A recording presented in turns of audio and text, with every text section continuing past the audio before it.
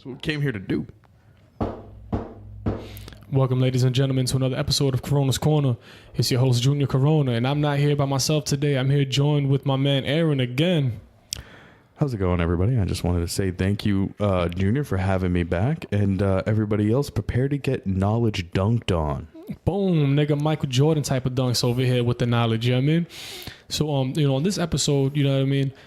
Before we start, I just want to say big shout out to Skydive New England. This isn't no motherfucking sponsorship. I just had a great 2 days in a row skydiving over there. Almost died one time. You know what I mean? I'm exaggerating a little bit, but it was just an awesome time skydiving, and fuck yeah. Everybody should go skydiving at least once in their life. But on this episode... Oh, hell no. Not me, man. Yeah, I mean, but on this episode, Aaron wanted to come down here and talk about the Fermi's paradox. Yeah, talk about some Fermi paradox, talk about some space stuff, talk about some aliens, talk about some far out stuff. Yeah, so I'm talking about some interesting shit, some shit that I find kind of interesting, you know what I mean? So, so Aaron, I'm not too keen on this Fermi's paradox. Yeah, I mean, if you could explain to me a little bit about it, you know what I mean? Give me some information and stuff like that, because I'm not up and up on what that is. Right. And it's named, it's a kind of a statistical anomaly that discusses why, when we look up to the stars at night, why are we alone? We're seemingly alone. It's named after physicist Enrico Fermi, who first contemplated the fact that there is a seemingly high probability that we should not be alone, considering the vastness and amount of star systems in our universe. But yet, when we look up, we're alone. We're utterly just by ourselves, man. We're like the sad kid at the bus stop looking down going, aw. We walked all the way here just to find no one else was waiting for us. And it always bothers me that that's a thing, is the Fermi paradox, considering at this moment in time we're looking up, and at this moment in time we're paying attention, but there is a real possibility that we just aren't looking at the right time.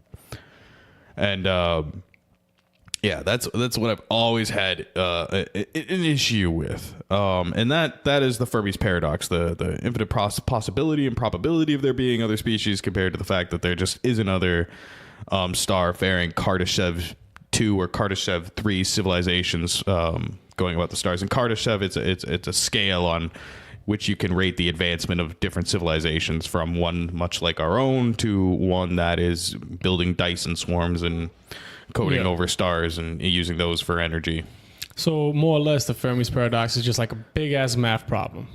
In layman terms. Yeah, I mean, it's just like a huge math problem. When you're trying to figure out the odds between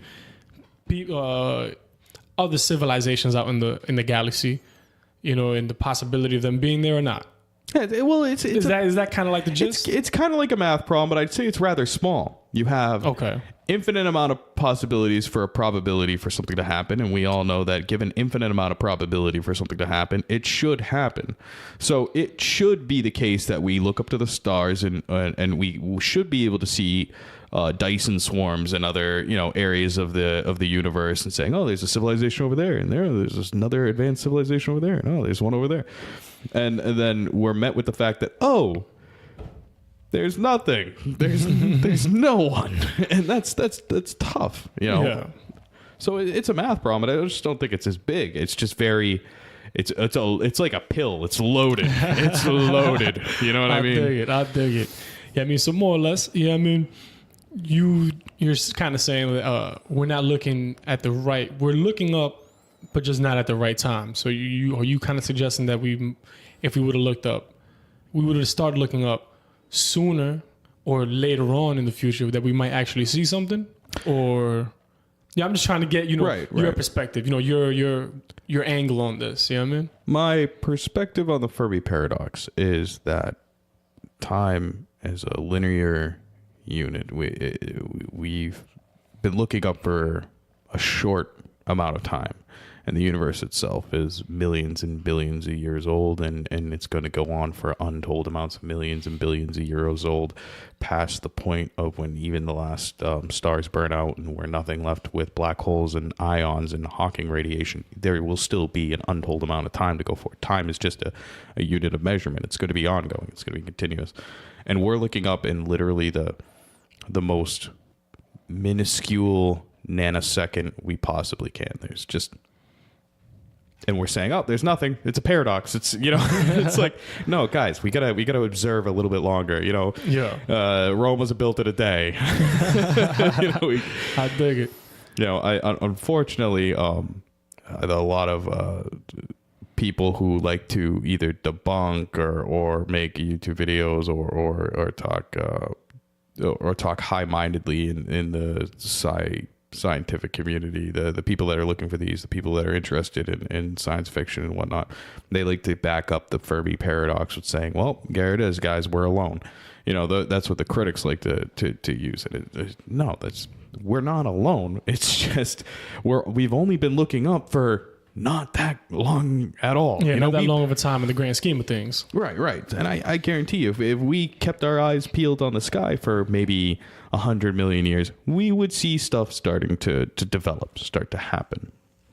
I dig it. Yeah, I mean, so that seems kind of interesting, my nigga. So, how do you feel about this? How do you feel about us not being able to find anything when we look up? Because I have some point of views and shit like that. And I know you have different sets of views, you know what I mean? Mm-hmm. So I'm just trying to, get into your perspective on the things, you know what I mean, and bounce some ideas off of each other and shit. Well, I think that when we look up, some people have thrown out the criticism that we are, or that our neighbors are hiding. And I think stealth is relatively impossible in space. Because at any point in time in your civilization, much like our own, you're going to run into some other alien species. You're going to be seeing the ET version of I Love Lucy at some point. Whether you wanted to or not, you'll eventually run into that radio signal. And we've actually gotten really good as a species at detecting signals very, very, very, very small.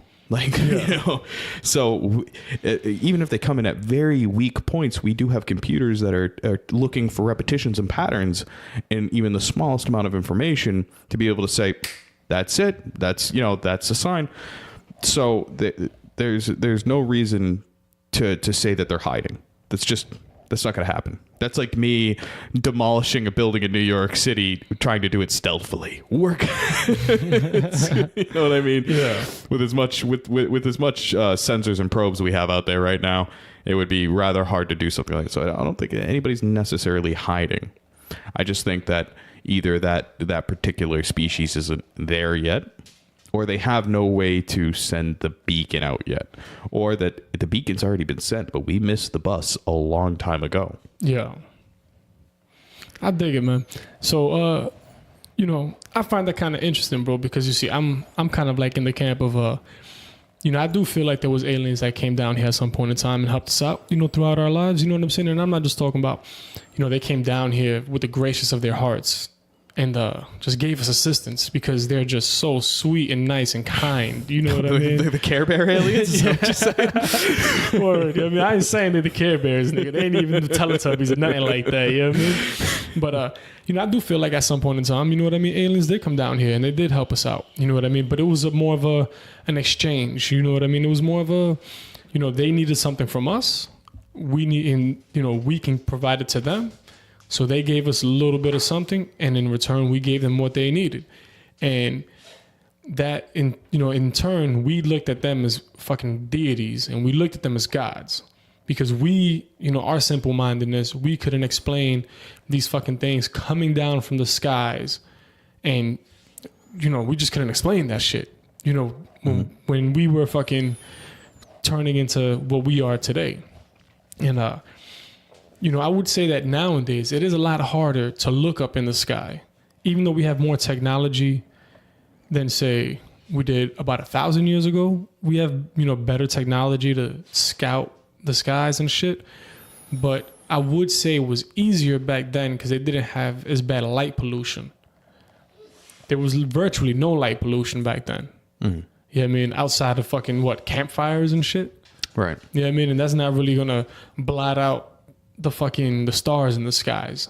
Right. Yeah, I mean, That and the sun's radiation could have changed to in any kind of degree to either lend more or less visibility. I mean, because the sun can change its neutrinos at any given damn moment. yeah, and fuck us all up. Oh yeah, absolutely, absolutely. So we don't know if the environment, the atmosphere was totally different back then too to allow more visibility or not. Yeah. Yeah, I mean, so, that's just what I feel like. You know what I mean? I am one of the people who do feel like,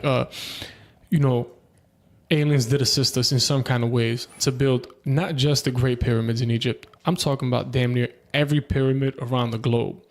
You know what I mean? Because, yes, I do understand that the triangle is probably the strongest structure in nature that we could build. It is the most strongest thing out there. You know what I mean? I understand that. But as big as these fucking structures are, as massive as they are, and as precise, that's the key thing about it. As precise as all of them are, it's very difficult to, in my opinion, to think that we just did it with a pack of slaves and whips and chains and motherfucking, you're gonna fucking build this. Yeah, I mean, and I'm also a firm believer in the fact that, humans go through ups and downs in technology. Right now, we're on an uptick in technology. But the technology is defined in many different ways. Technology is just not electronics, like this laptop I'm recording on, this motherfucking mixer next to me, this microphone I'm speaking to, you know what I mean? This phone I got in front of me. It's not about iWatches and motherfucking, all this other shit. Technology also is different weapons that people used back in the day. I mean, technology is also levers and pulleys and shit like that. But I do feel like back in the day, before written history, what a lot of scientists now like to just throw out and say, this was just unintelligible cavemen that didn't know shit. You know what I mean? We're just fucking ooga booga, knuckle draggers. You know what I mean? Dumb motherfuckers. I do feel like in that area, back then, thousands of years ago, we had better technology than what we have now. You know what I mean? I do feel like that's just my opinion, of course. You know what I mean? There's nothing to back it up because obviously we can't go back to those times. There's nothing giving us the information before written history. You know what I mean? Hmm. But that's just, like I said, that's just my opinion. You know what I mean? And I feel like when I say aliens, I just want to specify real quick. I'm not talking about Independence Day aliens. I'm not talking about fucking those battlefield aliens from that shitty Rihanna movie. I don't care how cool it was. It was still a shitty movie. Rihanna, we love your movies. Yeah, I love your ass too, girl. But it don't mean you're a fucking movie star. I'm just throwing it out there. You fucking act like shit. You know what I mean? But anyway, you're still beautiful. You know what I mean? But I'm not talking about any science fiction shit that we see on the screens. And I applaud those movies because they're good in science fiction. The science fiction is awesome. But that's not necessarily what I'm talking about when I say aliens. When I say aliens, I mean anything that's not from this planet. It could be whatever. If it's not from this planet, it is an alien. Okay. You know what I mean? Yeah, I've always disagreed with the large bulk of the ancient astronaut community when it's come to the theory that aliens have come down and given a technological exchange. It's never really quite fit with how I approach my mindset. My objective is kind of caught in my brain. I need certain bits of evidence and whatnot, and I look for evidence to try to associate a correlation between the question and the answer. And I see I read Chariots of the Gods. I read Gods from Outer Space, both amazing books. If you look them up on iTunes, download them. They're relatively cheap. They're a really compelling read. It definitely gets your mind thinking of hey, there's something to this. But that something is a lot of speculation. And I've never been able to adopt the speculation. And I think that a lot of I'm not saying particularly your argument, but I think a lot of people in the ancient astronaut community undercut the achievements of humanity. Because what it does is I've seen a lot of people attribute certain things like the pyramids, the Sphinx, the megaliths, the monoliths of, of humanity and what we built, and say, oh, couldn't have done that by ourselves. And it's like, no, we can. We used to be quite capable creatures on our left to our own devices without distraction. We could accomplish quite a great deal, like one man taking out most of Asia. And that one man almost saving the globe also. Yeah. And also repopulating the globe all at the same time. But yeah, no. So given enough time, I think we can do a lot of great things, and I just can't. And like I said, I've entertained these ideas and I've sought them out. The ancient astronaut theories are very, very good ideas, but they're not theories, in my opinion. What it takes to have a theory is to first have the plausibility in the proper structure to a question, and then you need an actual goal to achieve. So the proper structure to the question is, did aliens come and make a technological exchange? Well, I don't know what they would exchange, for. What resource do we have that they couldn't gain? And, what aliens? You know what I mean? I look up, I don't see them. So, and they didn't disappear that fast. I mean, we should be able to pick up on something that they used to be around. So I'm left with a pile of speculation as to who or what, and I'm left with a pile of speculation as to what would we trade for. So, and I have my own feelings as to why we've created megaliths and monoliths, why we are as smart as we are. Do I think that there was some sort of outside intervention at some point? Yes. Because I'm sorry, I look at us and I look at every other species on the planet and I'm like, nah, something's not. we were definitely running at a different speed. You know what I mean? There's definitely and there is within my own hypothesis, there is a good probability for it. But I mean, I want to hear more about your take on the ancient astronaut side of things. So you see, my thing is this, you know what I mean? I'm, like I said before, I do feel like aliens came down and exchanged some sort of technology with us. And they was just giving us a little bit of something because they needed something from this planet. What it was, I don't know. Yeah, I mean, and my thing, so everybody knows Atlantis. Mm-hmm. This mystical place that somehow sunk into the ocean and nobody could find it. I believe it was... I think Nicolas Cage could find it. Nah, I mean, he can find anything, guy. You kidding me? That guy's a fucking shit. He's the best. Fuck Sherlock Holmes, guy. This guy's a Nicolas Cage.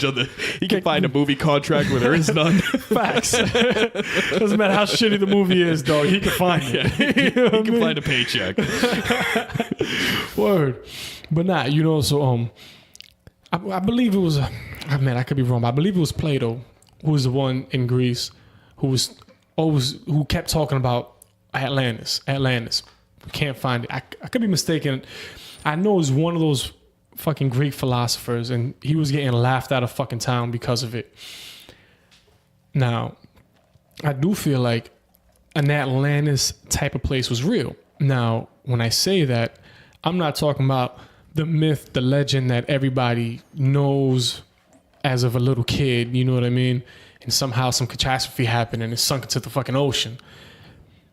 But Antarctica is a huge place. It's frozen. We can't go there. We can't fucking... My nigga, there's nothing for us over there. Literally, there's nothing for us over there as of right now because it was frozen.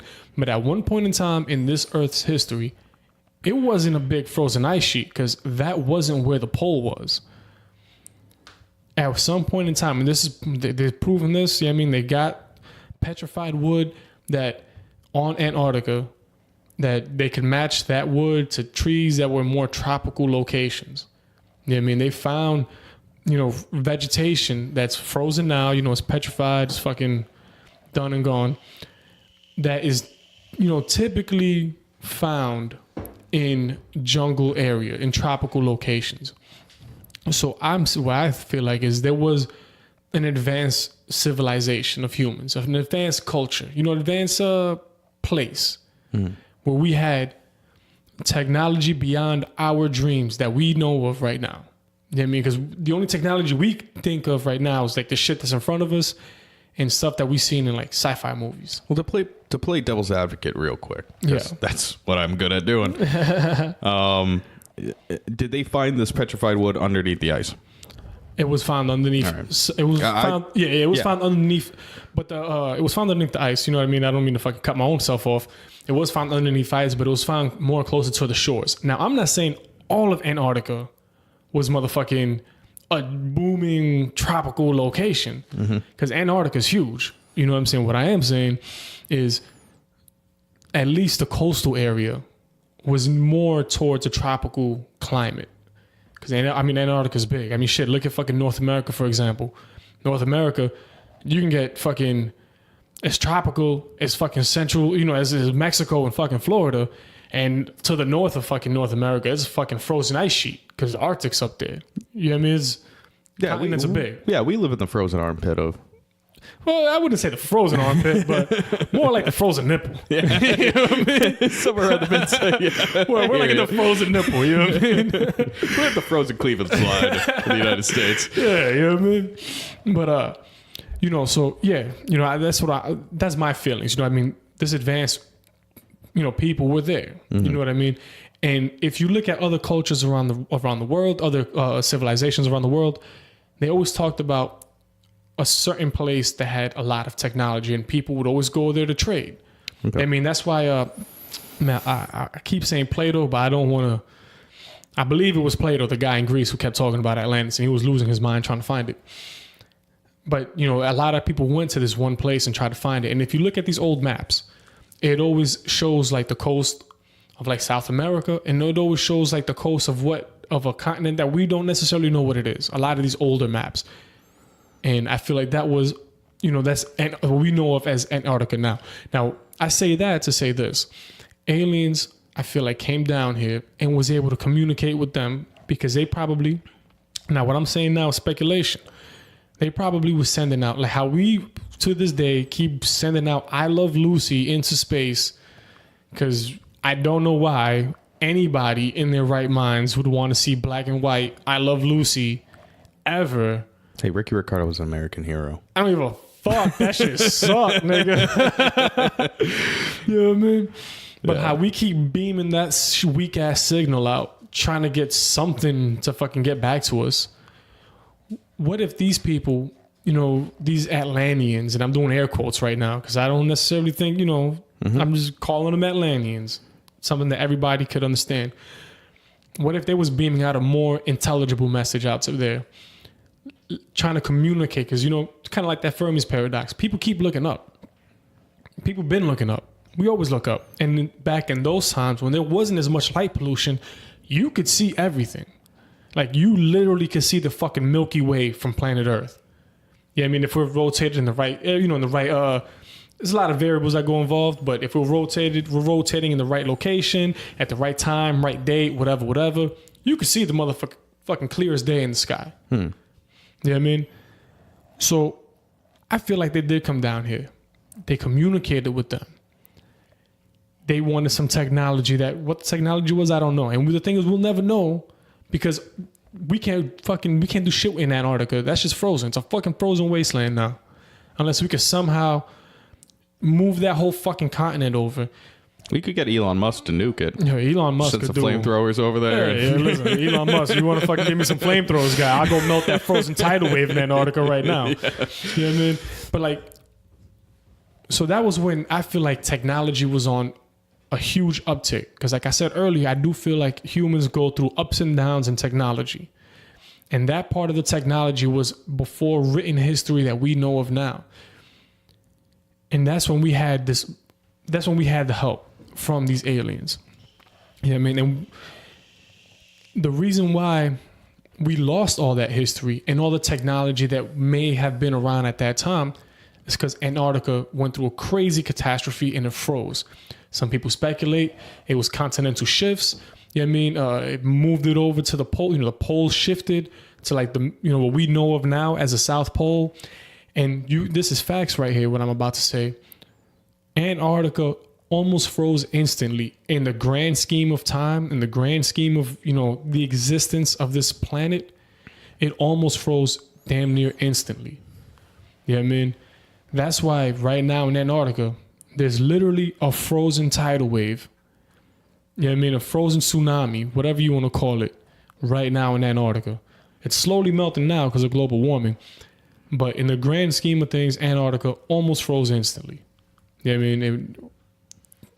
So upon that happening, we lost a lot of technology. We lost a lot of knowledge that may have been there from the people who lived there.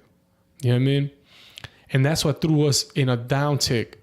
You know, it threw us into like a downtick of technology where we lost so much.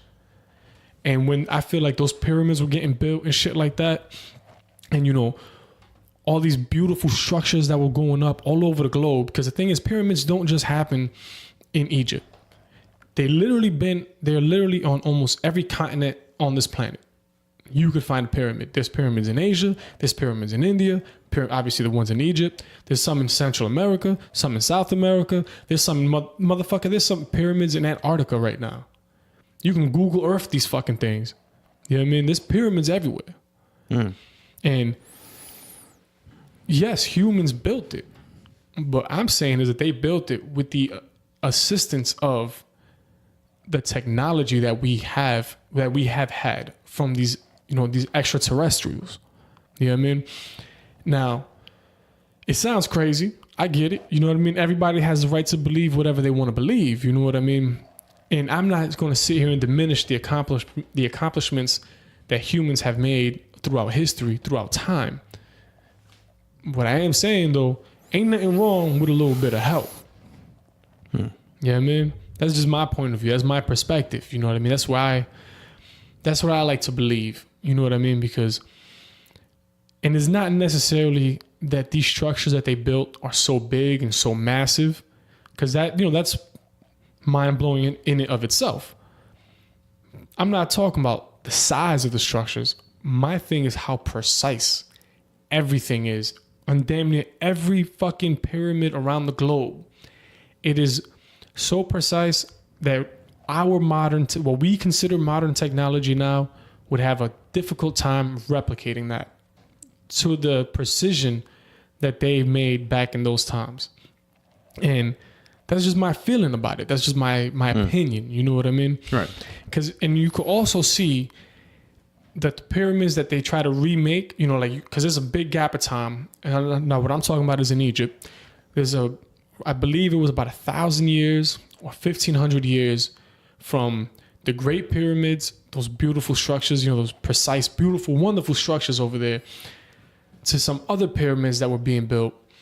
And there's just a drastic change in quality of those pyramids. And that's when I feel like we lost a lot of technology. I mean, and that's also around the same time that the Nile Basin started drying up, because, you know, the desert, you know, the desert around Egypt is you know, in the grand scheme of the globe, is a relatively new desert. You know what I mean? It hasn't been a desert its whole fucking existence here. You know what I mean? And we can still see, like, right now, we see deserts expanding. I mean, like I got a brain fart, but the desert in California, forgot the name of it, but I forget the name of it off the top of my head. But that one, like, they have satellite footage, you know what I mean? You can see this shit. The time lapse of that desert is starting to get bigger and bigger and bigger as time goes on. So yes, you know, desert was there in Egypt, you know what I mean? But Egypt, you know, around the Mojave Desert. Fallout New Vegas. Best Fallout. Yeah. But, you know what I mean? At some point in time, you know what I mean? That desert in Egypt started expanding, started getting bigger. Mm-hmm. And that's when I feel like that downtick of technology happened. That's when we started losing the beautiful, you know, the technology that we had at that time to help build these beautiful structures all around the globe. Mm-hmm. That's just my opinion. That's my feeling. That's how I feel about it. Yeah, I mean, there's a lot to unpack in your opinion, and I mean, of course, I'm gonna challenge it because, you know, I think that's how our ideas become better, And B, I'm gonna get my own opinion out there. Go right ahead. I think Atlantis, as far as what we know about the tale of Atlantis, did come from the works of Plato. You were right about that, but they were works of Plato that were described as an allegory. And I'd like to bring up, and I'm going to touch back on allegories in a moment and how we use them as human beings.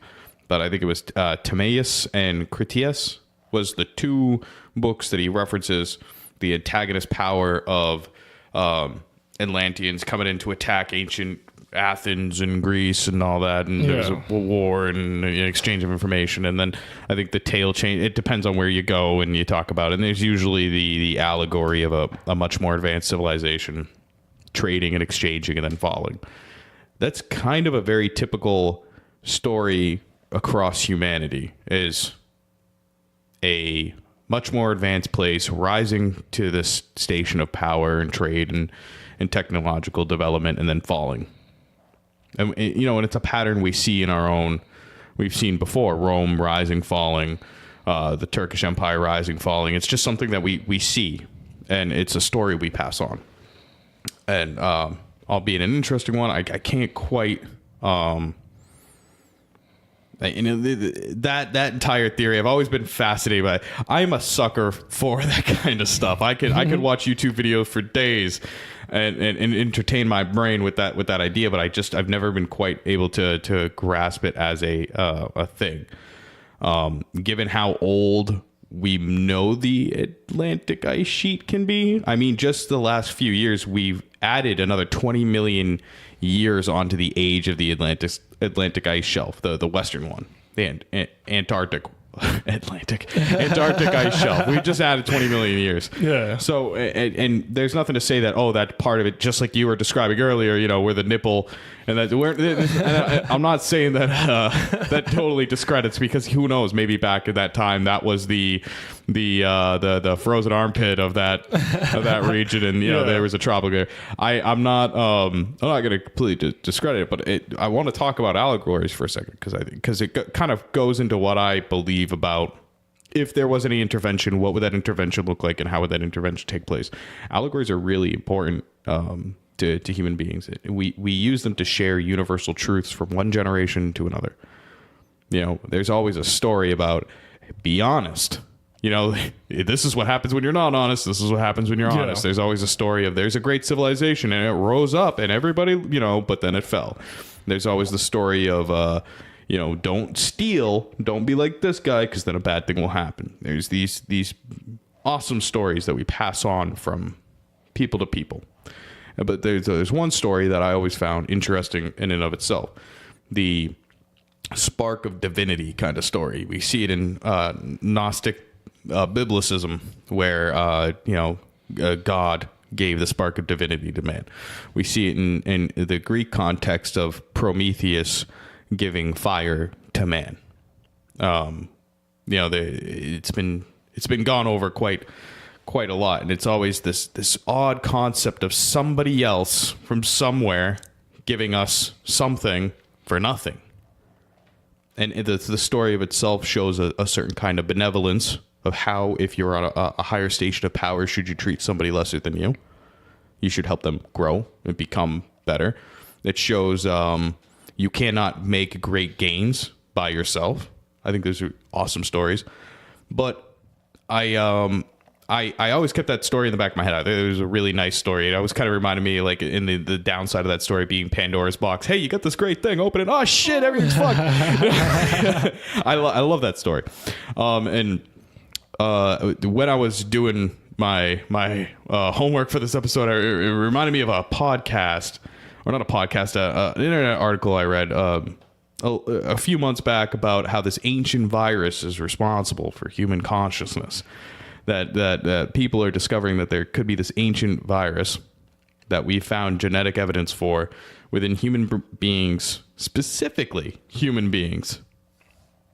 It's not like the bird flu where it's chickens, pigeons. It's specifically human beings that genetic material has aided in allowing our brains to transmit information much more faster and efficient than other brains that are out there. And I going to the if I was to encompass that and relate that to ancient astronauts, I don't believe that necessarily there was an exchange. Albeit it's possible. But if I was to relate it back to a familiar allegory, some sort of lesson that, humans that we've held on to across cultures, across time, was somebody else coming and bringing us something that drastically helped us. We got this virus that's only given to Homo erectus, Homo sapiens, and saying, hey, here you go. Boom, your brain is bigger. And looking at the human being's brain size over evolutionary timeline, we could see that it grew in a very short amount of time to be much larger than everybody else's. Almost like somebody came and tweaked like a dial on a node and said, we're turning it up to 11. And that's cool. I think that's awesome that we have this kind of evidence packed inside of everybody's brains that there was help. And I think it's really cool that there's a virus responsible, like Umbrella Corps. Yeah. Some fucking crazy Raccoon City shit gonna start happening. I wonder which one's going to be Tyrant. Probably somebody at Activision. But I think it's really cool that we can find this genetic information, and we're trying to recreate this virus in its entirety and try to relate it. And if it is, and this is going to be the best case evidence for the seeding theory, the theory that aliens, some other species, came and seeded the planet with this virus in hopes to boost the intelligence, to manipulate genetically. I mean, that's been, that kind of theory's been around since Gilgamesh. It's been around, in the Bible, and the story's been discussed. It's an old allegory that outside intervention helped engineer humans' progress, and the brain size drastically boomed in a short amount of time. And if they recreate this virus and they can't relate it, to any other species on the planet, it's got to kind of be a nail in the coffin. It's was there any help? And when I go back to what I said earlier, where in order to have a great theory, you need to be able to form the foundations of a question, and then you need to be able to relate it to the goal. Well, what would be the goal of a species to not be would want to help anybody else but themselves, right? Because we're inherently pretty selfish motherfuckers. Yeah, that's true, dog. Everybody is. I don't give a fuck who you are, dog. Right. And I can only relate it from a human experience. I can't imagine what it's like to be an alien. I can't, or a Klingon, or any kind of a fucking Twi'lek or some crazy shit. Yeah. I can't be any of those things. Yeah. But what I can relate it to is a human experience, that humans are incredibly social creatures. Right. So if we were on a different planet looking up and finally having all the technology and everything and going, damn, we're alone, that kind of brings an unsettling uncomfortableness to think that you're alone. Right. And I think it would be detrimental to be alone, to know that you're alone in the universe, because human beings or advanced species, as we've seen even in monkeys and other, we've seen it in mice. Competition makes mice better. Competition makes human beings better. We like to have competition. We like to have somebody else to talk to.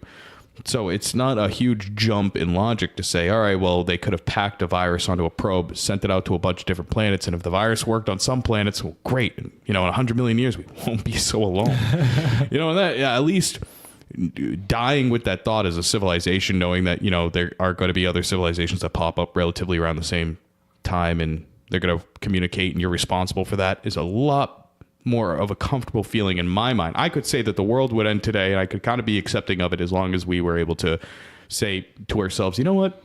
There are going to be at least 20,000 other civilizations around because of our interaction. I would be a little bit more comfortable with facing any kind of end point for a civilization. So I think when we look up at the sky, we're all looking up relatively at an empty place. So who whoever gave it to us, it took millions of years to get it to this point. They're probably long gone. I dig it. So, my thing, I just want to bounce a couple questions off you. You know what I mean? Right. About your theory. So if that's the case, then why is it at the time when Neanderthals were around, their brains were actually bigger than the humans, like what was us at that time? Right. Neanderthals had bigger brains, and we typically think of them as being dumber, even though their brains were bigger. Well, there's a lot of different species from a certain species point that had bigger, larger brains than other sapien species, right? So we know about the pygmy people that lived in caves in South America, very diminutive people, but they had rather large skulls. We know about the Neanderthals, they had relatively large skulls. We know about, obviously us, we have rather large brains. What I'm saying is it's kind of unique that that virus wasn't transmitted to any other species. No avian, no kind of dog, no swine, no insect, it was a particular small, and it could be that virus could be responsible for the division of a particular subspecies within humanity, like within the early stages of humanity. Neanderthals, Homo erectus, the pygmy people, they all could have came from that one infected. And you know what? We just happen to be more efficient at doing our, laying some pipe than those other species. Our cultures could have evolved differently. We can find similarities, and we can also find genetic material of Neanderthals within our own DNA. So obviously there was some interbreeding between those, the two species, Neanderthal and Homo sapiens. So we know that they were around, and we know that they were all around at similar times. But we're here. Yeah. But we know birds aren't that smart. We know a chicken is not going to outsmart me anytime soon unless I end up on the toilet later because somebody, didn't cook it properly. We know that whales are, have a degree of level of intelligence, but nowhere that of a human being. We know that there are no. I don't know about that, man. I don't know about that. I want to see if a whale can do my taxes tomorrow. But we got to look at it as what would you consider intelligence? You know what I mean? Because a whale, they're the way they communicate with each other is so intricate that we can't decipher that shit. But we know that they have a sophisticated language that they communicate over hundreds of miles with each other. Right. We know that mice actually also laugh. We know that mice have their own social structure. We know that other mammals, and it's particular mammalian, that have these unique social structures. That's why whales, mice, humans are more to have a similar social structure than compared to insects. Insects aren't going to perform play fighting. Insects aren't going to have a deep social hierarchy, right? I don't know about that, man. You ever seen ants? That's a hive mind hierarchy. That's a hierarchy driven by survival. It's not a hierarchy driven by social interactions, right? Yeah. Okay. I see whales socialize. Mice socialize. So the reason why I say that human beings are more intelligent than whales or mice is because we have a unique ability to be able to imagine what has not yet come to pass. We can theorize probabilities that are ahead that we've never met or have any evidence for ever meeting. I'm never going to have any evidence for ever meeting a demon, and I have to take him out with a power suit armor with a gigantic warhammer axe, with plasma grenades. I can envision that in my head, but and prepare for that possibility, and that possibility isn't even realistically feasible. But I can do that. So if I ever come across anything even similar to that, at least I'm cognitively prepared to some extent to see it. And mice are prepared, and whales are prepared for things that they've seen or learned. Experiences over time. Whales will change their patterns from where they swim in the ocean depending on what they've seen in that area before. If there's a lot of pollution, well, they're not going to be coming back that way. Mice, if they see a cat, well, I'm leaving this house, or I'm going to try to work my way around the cat. And we can change when we do that often too. We'll change our routes to traffic. If we get pulled over by a cop, we're not taking that same route the next day. Yeah, it's just not going to happen. I think what you're saying. Right. So I think that's what makes us different is the fact that we can plan for the unexpected and be as bold as we want. as monkeys. I dig it. Yeah, I mean, that's a pretty interesting theory that you have going on right there. You know what I mean? I have a couple of objections to it. You know what I mean? And my thing is, this is my thing, right? We scientists now for the past 80 years or so are saying that chimpanzees are entering their version of the Stone Age. I believe I've said it in an earlier podcast. You know what I mean? So pardon me if I did. If I didn't, then it was probably one that came out like shit and I didn't publish it. But so if they're entering their early stage of, what we assume to be their version of a Stone Age, you know what I mean? Why wouldn't that virus that you're saying affect them also? Why wouldn't it? I don't know. Why was one virus targeted specifically for a particular subspecies of sapiens rather than any other subspecies? So are you saying that the people who engineered this virus, that they were like you and me on another planet somewhere, and they were just looking for another versions of them, and we may or may not be identical to those people? I'm saying that if I was going to engineer a virus that was going to uplift a particular species, and I was going to introduce that virus into a population, I would make sure that the virus had some sort of qualifiers, very simple qualifiers to start with. It would affect things that had animal cells instead of plant cells. I don't, because intelligent plants, I don't know, that would be really. I mean, some people. I guess mushrooms aren't technically plants here, but funguses act in very, very odd ways. Yeah. And I've definitely read some very interesting stuff on how there's this goo or orange goo that just kind of reacts to even the slightest touch. It just will totally change or disappear or go away. Very, very funguses are interesting. Yeah, I like to theorize about fungus. Like if fungus were intelligent, how screwed would we be? Because they can release spores that could cover an entire plant. They are fucking intelligent, my nigga. And there's some people who do say that eating shrooms, like magical mushrooms and shit like that, there is some studies out there that say that directly contributed to our brains getting bigger, along with also eating cooked meat, that protein. Right. Yeah, I mean, and when I'm saying eating shrooms, for people who may not understand this, who may not have heard of this theory, I'm not talking about motherfuckers just walking around tripping sack all fucking day long and motherfucking sounds just like a great time. Face. Although that is it sounds like a great time. Sounds like the best time in the world. You know what I mean? But it is proven fact that if you eat a small amount of shrooms, your senses get heightened. You smell a little bit better. Like your sense of smell gets a little bit sharper. Your vision gets a little bit sharper. Your hand-eye coordination gets a little bit better. Everything in small dosages. I'm not talking about you eat a fucking eighth of shrooms, nigga, and you're fucking seeing purple elephants flying around and shit. I'm not talking about that. I'm just talking about in small dosages that does lift your senses up.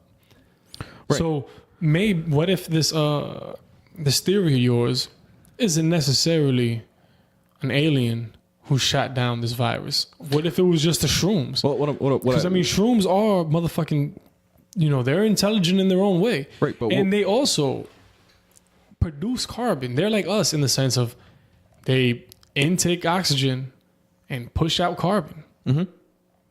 So I'm just saying. Right. And I would say the first things is that I presuppose that a large proportion of what I just said is if this virus once we recreate it, if it is unlike any other virus that we have ever seen, we can't relate it to any other species, that we know for a fact that it's not related to anything here or has been here before. Right. And that would be also difficult to say because, a lot of genetic material, is a certain amount of genetic material that comes in with asteroid and comet bombardment. And, a lot of people say that could be part of the primordial soup that first seeded the planet. We could have been hit by a meteorite that was carrying genetic information. And I'm not saying that there wasn't behavioral changes along human evolution from eating mushrooms. We were primarily a cave-dwelling species for the most part. We hid from other predators in caves. Yeah. So it's very likely that we ate some mushrooms from time to time, and mushrooms do change human behavior. We know that. There's been studies out there. They're out there. That's an open and shut case in my opinion. Yeah. My opinion is the earliest hominids that we know of had the same size of brains as chimpanzees. Yeah. That's our earliest ancestors and our closest ones to the chimpanzees. And then all of a sudden, we took one road, and our road was some sort of genetic shortcut to this infinite number of success, and the chimpanzees just kept going on their road, and they're still picking their butts in the woods. And but they're picking their butts with tools. yes, I'm just saying. Yes, and our tools are much more different. I mean, have you seen the wipey glove? Nah, bro.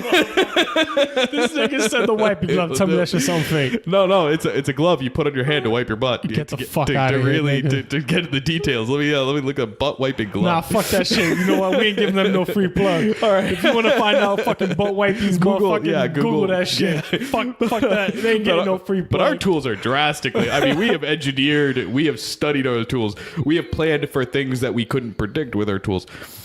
What I'm saying is that there is something that happened, and we can actually relate it to a virus. We've found bits of this genetic information, and there is actually a large proportion, a double-digit number of genetic information that is in your DNA that comes from outside of the genome. And species adopt viruses over time to change. The bacteria in your gut is not bacteria that is necessarily native to you, but comes that you share with like other people, right? And there are small variations with the bacteria in your gut, but it's different, right? There's been studies that show that babies that are born through C-section have shittier immune systems to babies that are born naturally because they get exposed to a different amount of viruses, and bacteria. Going through the birthing canal and shit. Right. So what I'm saying is, I'm not discounting that the influence of maybe mushrooms or what's that it's a relatively C something L. It's a hallucinogenic. It's a natural hallucinogenic. I don't fucking know, man. I don't know. I'm not discounting the use of drugs and behavioral changes in humanity, because obviously we behave very differently than other sapient species. But what I'm saying is that there is something, and we found it inside of our brains that aren't in chimpanzees' brains. It's not in orangutan brains. It's not in gorilla brains, and it comes from outside of the human body, and it's not a natural part of our genetic coding. I dig it. I mean, that's interesting, my nigga. You know what I mean? That's something that, I would have to do a little more research on it, because I'd never heard of this. You know what I mean? Right. So, the questions I ask isn't necessarily to poo-poo your idea. You know what I mean? These are just questions that I'm asking. Let me go get my butt wipes. You know what I mean? Nah, fuck out of here with that bullshit, nigga. Ain't nobody got time for that wipey glove bullshit, nigga. But what if you had the time? Can you imagine how great it would feel? Oh, fuck that noise, dog. Fuck that shit. You know what I mean? Word. I mean, but I love. Listen, I love the ancient astronaut theory. I think the man who worked on that book, he took a lot of risks. His name escapes me at the moment, but he took a lot of risks. I mean, he's been actually banned and jailed in different countries while he was doing his research, because the areas he was going was considered to be sacred by the locals and stuff. I mean, he took some real risks to write that novel. And so I don't want to shit on anybody's theory, especially one that derives from such compelling and hard sought knowledge. And there is a lot of knowledge to be had. If you ever read Chariots of the Gods, or if you haven't, go out, read it. It's a really interesting book. And there's a lot of art and archaeological and anthropological evidence to show, like, hey, we thought there was something else out there. Yeah. Yeah, I mean, because, where I was coming from and shit like that, you know what I mean? Obviously, you know what I mean? It sounds kind of crazy, the shit that I was saying. Fucking aliens fucking came down here and fucking just started helping us. We both sound crazy. But, when I say that is because all over the globe, you know what I mean? Every religion, and I'm not talking about fuck Christianity and all this other dumb shit. I'm talking about like the ancient religions that people had. You know what I mean? There was always multiple gods in damn near every religion, everywhere around the globe. There was always multiple gods. You know what I mean? And they always descended from the heavens. You know what I mean? They always just came from the skies. In almost every religion, they differ in many ways, but it almost starts the same. Like the beginnings is almost the same, but they like how you were saying earlier about different human species branch off into different things. Like pygmies, blah blah blah. These ancient religions always start very similar with something coming from the sky, and then they peel off into they fucking take U-turns and all types of other crazy shit. You know what I mean? But it almost always starts the same. And my thing is this: I just feel like the what they perceived as gods, what they perceived as these deities, these fucking things that they worshipped. You know what I mean? These beings that they worshipped that assisted them and helped them in so many ways was in fact some sort of alien. You know what I mean? And at the end of the day, it was an exchange, you know what I mean? And I do feel like the exchange started in what, not Atlantis, per se. You know what I mean? I'm not that myth, but but into that advanced society that just disappeared, because we also have to take into account that a lot of the things, the oceans were about 300 feet lower back in the day. Yeah. So a lot of the shit that we don't know about is probably just buried 300 feet below us right now. Oh yeah, we're finding new civilizations that my that nigga, are if you under the look ocean. off the coast of Egypt, you know what I mean? They found cities down there, like literally 300 feet below what's the current motherfucking shoreline. Whole cities right there that they found with fucking radar technology. I mean, they first found these massive fucking statues and shit like that. And then they started uncovering fucking cities down there. So that's just my thing. That's where I'm coming from about this. And you know what I mean? It's just my opinion. You know what I mean? And at the end of the day, it's just a great thing to speculate. You know what I mean? Yeah, it's a wonderful thing to think about. And like I said in my last podcast when I was talking about space travel and stuff like that, I do feel like the wave of the future for humans, for us to survive, is going to be conquering space. And when I say conquering, I mean going to different planets and making those things habitable for us to live on. You know what I mean? Because we need to get off this planet. There's too many of us. Yeah. There's too many of us. And there's going to be a crazy catastrophe that's going to happen here eventually. Yeah, bottleneck event of some sort, yeah. Whether it be, the polar shifts again that completely devastates everything, or, who knows what is going to happen. And in order for us to survive as a species, as a race, we need to get off here. And we need to find other places. And I feel like we could have, if we still had the technology from back in the day, what I'm assuming was the technology that we was exchanging at that point in time with these aliens. If we still had that technology before it got wiped out due to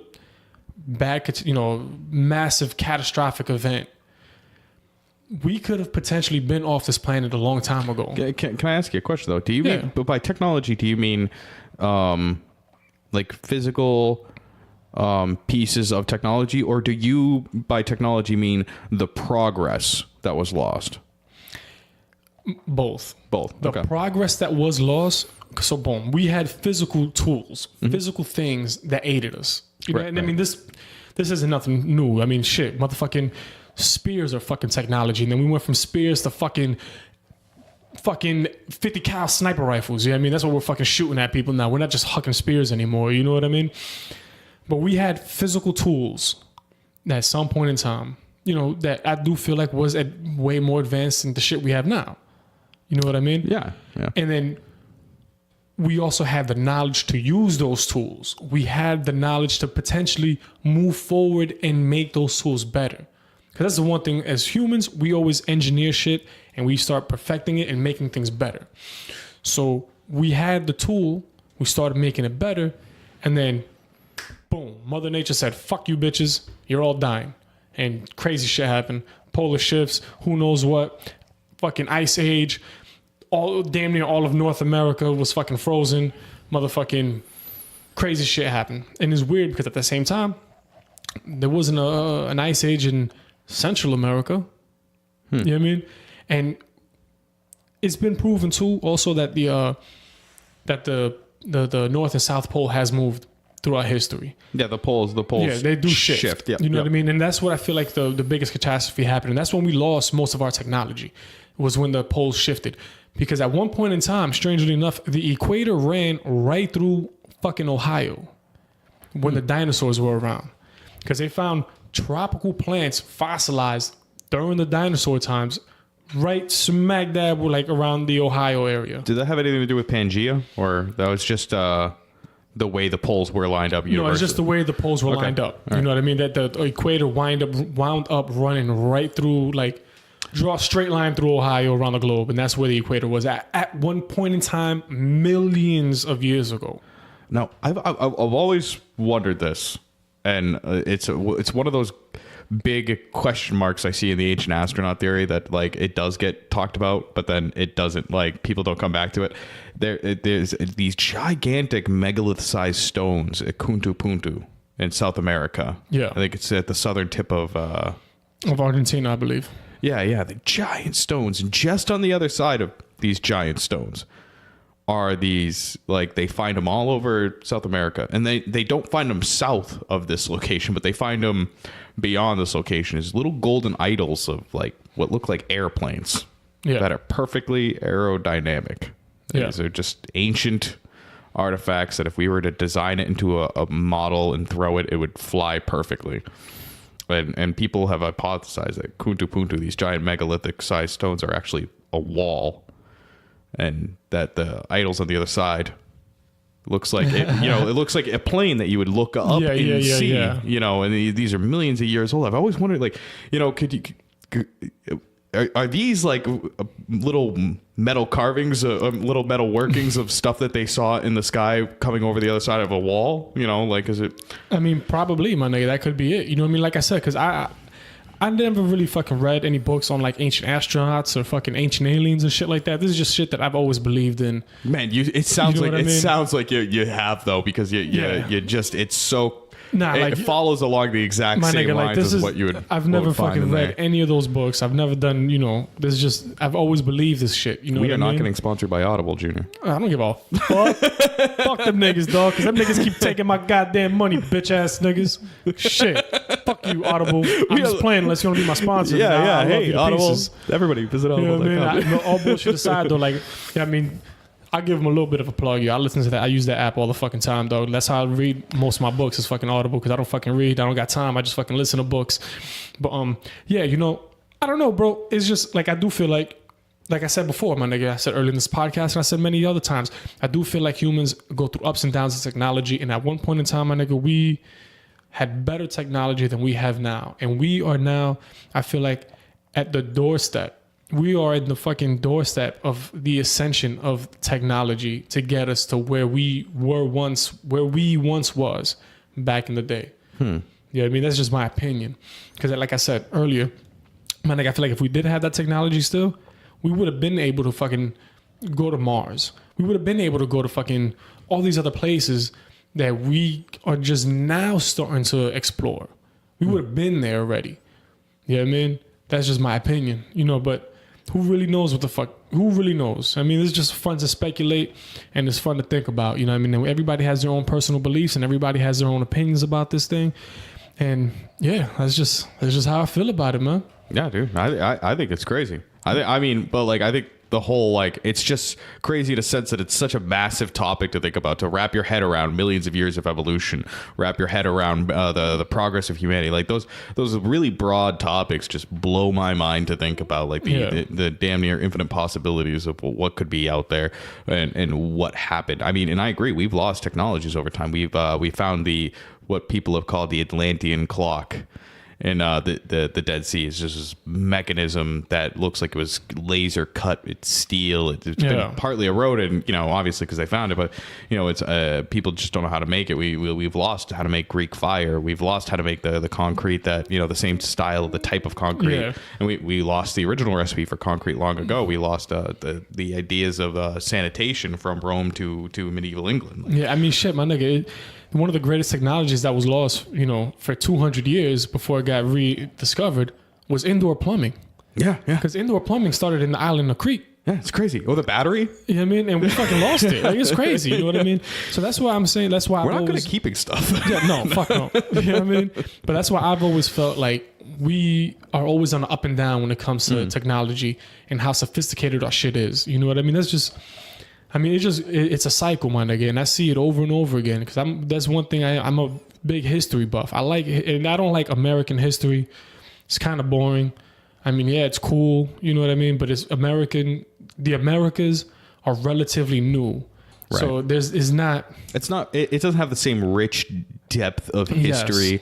I mean, it does if you were looking at it from a geologic time sense. You know, I mean, it's very unique stuff. I mean, you look at the Grand Canyon and you're just like, wow. You look at Niagara Falls and you're like, my God. Yeah, and then you see how, like, I mean, I feel like, you know what I mean? The Grand Canyon was just cut by fucking giant motherfucking, when the Ice Age happened, that shit was just cut by fucking ice.